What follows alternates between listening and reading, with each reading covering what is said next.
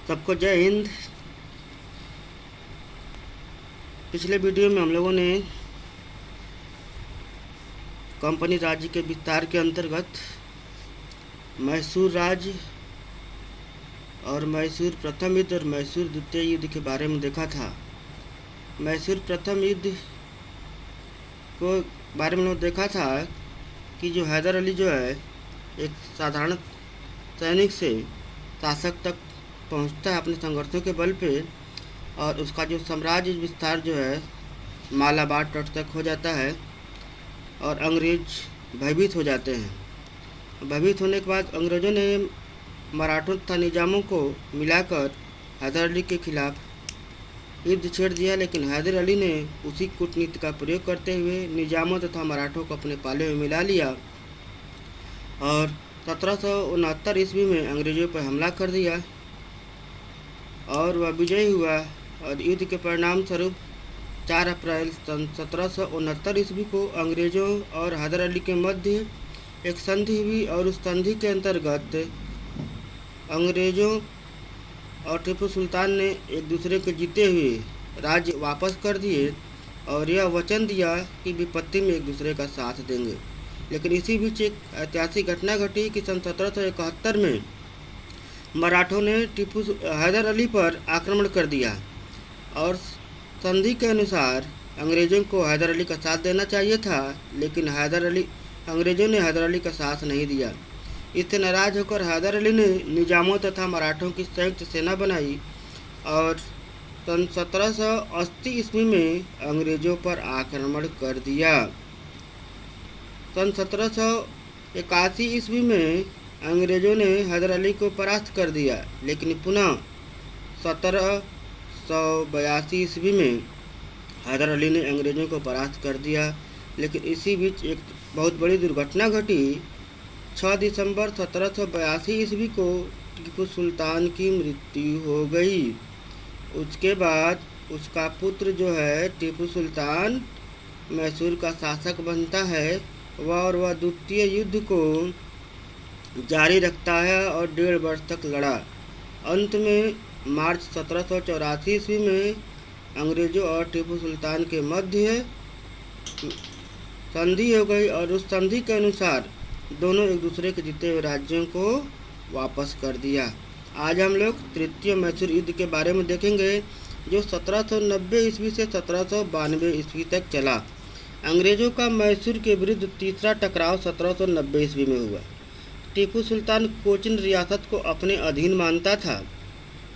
त्रावणकोर के महाराजा ने डचों से कोचिन रियासत में स्थित जयकोटे तथा करंगानूर मूल अथवा खरीद लेने का प्रयास किया था, जिसके कारण टीपू सुल्तान ने आक्रमण कर दिया।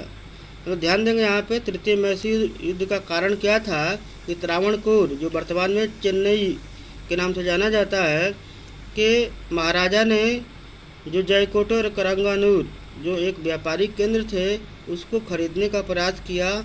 इससे नाराज होकर टीपू सुल्तान ने उस पर आक्रमण कर दिया। तब अंग्रेज़ों ने त्रावणकोर के महाराजा के पक्ष में टीपू पर आक्रमण कर दिया। अंग्रेजी सेना ने 1791 में वेल्लोर, अम्बूर और बेंगलोर को टीपू सुल्तान से जीत लिया। ये ऐतिहासिक घटना घटी। अंग्रेजी सेना बेंगलोर होते हुए श्रीरंगपट्टम तक पहुंच गई। श्रीरंगपट्टम जो है मैसूर की राजधानी थी, टीपू सुल्तान की राजधानी थी।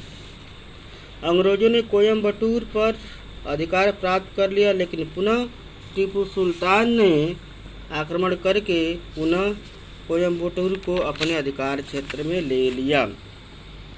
इस प्रकार हम देखते हैं कि जब टीपू सुल्तान को यह आभास हो गया कि युद्ध जारी रखना असंभव है, तो उसने सन 1792 ईस्वी में अंग्रेज़ों से श्रीरंगपट्टम की संधि कर ली। इस संधि के यहाँ पे एक विशेष बात ध्यान देंगे। परीक्षा में आता है कि श्रीरंगपट्टम की संधि कब और किसके मध्य हुई थी। तो श्रीरंगपट्टम की संधि जो है सन 1792 ईस्वी में अंग्रेज़ों और टीपू सुल्तान के मध्य हुई थी। इस संधि के अनुसार टीपू सुल्तान को अपने राज्य का आधा भाग अंग्रेज़ों तथा उनके साथियों को देना पड़ा। अर्थात हम कह सकते हैं कि सन 1792 की संधि श्रीरंगपट्टम की संधि ने टीपू सुल्तान की कमर तोड़ दी। इसके अंतर्गत अंग्रेजों को वारामहल, डिंडीगुल तथा मालाबार प्राप्त हुआ, जो बहुत ही आर्थिक दृष्टि से महत्वपूर्ण क्षेत्र थे। टीपू सुल्तान को युद्ध में क्षति के हर्जाने के रूप में 3 करोड़ रुपए कंपनी को देना पड़ा। यह भी प्रश्न आता है। श्रीरंगपट्टम की संधि के अनुसार टीपू सुल्तान को युद्ध क्षति के हर्जाने के रूप में कितने रुपए देने पड़े? तो 3 करोड़ रुपए कंपनी को देना पड़ा। इस युद्ध में टीपू सुल्तान को बहुत क्षति उठानी पड़ी। वह अपने राज्य को बहुत कठिनाई से बचा पाया। सन 1798 ईस्वी में भारत में लॉर्ड वेलेजली गवर्नर बनकर आया, जो एक साम्राज्यवादी गवर्नर था। एक ऐतिहासिक घटना घटी है। इतिहास में इसने अमिट छाप छोड़ा। सन 1798 में लॉर्ड वेलेजली का गवर्नर बनकर आना। लॉर्ड वेलेजली ने देसी राजाओं को अपने अधीन करने के लिए एक योजना बनाई, जिसे सहायक संधि के नाम से जाना जाता है। अक्सर परीक्षाओं में पूछ रहा है कि लॉर्ड वेलेजली की सहायक संधि क्या थी। आइए उसके बारे में आगे देखेंगे हम लोग। तो लॉर्ड वेलेजली ने यह निश्चय किया कि या तो टीपू सुल्तान का अस्तित्व पूर्ण रूप से समाप्त कर दिया जाए या उसे अंग्रेजी शासन के अधीन बनाया जाए। उसने कूटनीति के तहत सहायक संधि के अंतर्गत यह योजना बनाई। इसी बीच इस कार्य को करने के लिए वेलेजली ने टीपू सुल्तान पर यह दोष लगाया कि वह निजाम तथा मराठों के साथ मिलकर अंग्रेजों के विरुद्ध षड्यंत्र रच रहा है और विभिन्न देशों फ्रांस, अफगानिस्तान से मिलकर अंग्रेजों के विरुद्ध व्यवहार कर रहा है। ये सभी आरोप लॉर्ड वेलेजली के उद्देश्य को पूरा करने के लिए पर्याप्त थे। इस षड्यंत्र के तहत लॉर्ड वेलेजली ने अप्रैल 1799 ईस्वी में उसने टीपू सुल्तान के विरुद्ध उसकी राजधानी श्रीरंगपट्टम पर आक्रमण कर दिया और यही चतुर्थ मैसूर युद्ध के नाम से जाना जाता है। तो चतुर्थ मैसूर युद्ध जो है, जो 1799 ईस्वी में कूटनीति के तहत लॉर्ड वेलेजली अर्थात अंग्रेजी सेना और टीपू सुल्तान के मध्य लड़ा गया था। इस युद्ध में अंग्रेजों ने टीपू सुल्तान की राजधानी श्रीरंगपट्टम पर आक्रमण करके दुर्ग को जीत लिया और मैसूर अंग्रेजी साम्राज्य का अंग बन गया। इस प्रकार हम देखते हैं कि भारत के इतिहास में टीपू सुल्तान का महत्वपूर्ण स्थान था। उसने अपनी वीरता, साहस तथा आत्मविश्वास को कभी नहीं छोड़ा और वेलेजली के सहायक संधि को अस्वीकार कर दिया। टीपू सुल्तान के अनुसार एक शेर की तरह एक दिन जीना बेहतर है। ये कोट है, अक्सर परीक्षा में पूछ रहा है, ध्यान देंगे। एक शेर की तरह एक दिन जीना बेहतर है, लेकिन भेड़ की तरह लंबी जिंदगी जीना अच्छा नहीं है। ये टीपू सुल्तान के शब्द हैं। इस युक्ति का पालन करता हुआ वह श्रीरंगपट्टम के द्वार पर शेर की तरह लड़ता हुआ 4 मई 1799 ईस्वी को मारा गया। याद रखेंगे, टीपू सुल्तान कब मारा गया? तो 4 मई 1799 ईस्वी को मारा गया। इस प्रकार मैसूर पर अंग्रेजों का पूर्ण अधिकार हो गया। अब हम देखेंगे जो सहायक संधि पीछे शब्द प्रयोग हुआ था उसके बारे में देखेंगे कि लॉर्ड वेलेजली की सहायक संधि के अंतर्गत क्या क्या शर्तें थी।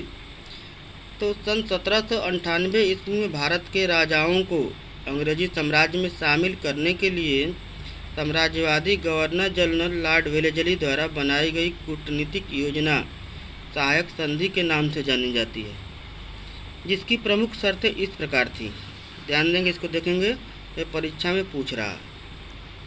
इस संधि के अंतर्गत देसी राजाओं पर यह दबाव डाला गया कि वे अंग्रेजों के संरक्षण में आ जाएं और उसके बदले में अंग्रेजी राज्य उनकी आंतरिक एवं बाह्य शक्तियों से रक्षा करने का उत्तरदायित्व अपने ऊपर लेगा। इस संधि को स्वीकार करने वाले शासकों को कंपनी का आधिपत्य स्वीकार करना पड़ता था। इन शासकों को अपने खर्च पर अंग्रेजी सेना की एक टुकड़ी अपने राज्य में रखनी पड़ती थी। खर्च वहन न कर पाने की स्थिति में अपने राज्य का कुछ भाग कंपनी को देना पड़ता था। इस प्रकार हम देखते हैं कि कंपनी की अनुमति के बिना उन्हें, अर्थात जो राजा सहायक संधि को स्वीकार करते थे, उन्हें किसी से भी युद्ध अथवा संधि करने का अधिकार नहीं था। उन्हें अपनी राजधानी में कंपनी सरकार का रेजिमेंट रखना पड़ता था, सेना रखना पड़ता था, जो राज्य पर निगरानी रखता था। इस नीति के अंतर्गत अंग्रेजों ने मैसूर, तंजौर, सूरत, कर्नाटक तथा हैदराबाद पर कब्जा कर लिया। तो इस प्रकार हम लोगों ने मैसूर युद्ध और उसके परिणाम और सहायक नीति, लॉर्ड वेलेस्ली की सहायक नीति के बारे में देखा। तो आज के वीडियो में बस इतना ही। सबको जय हिंद।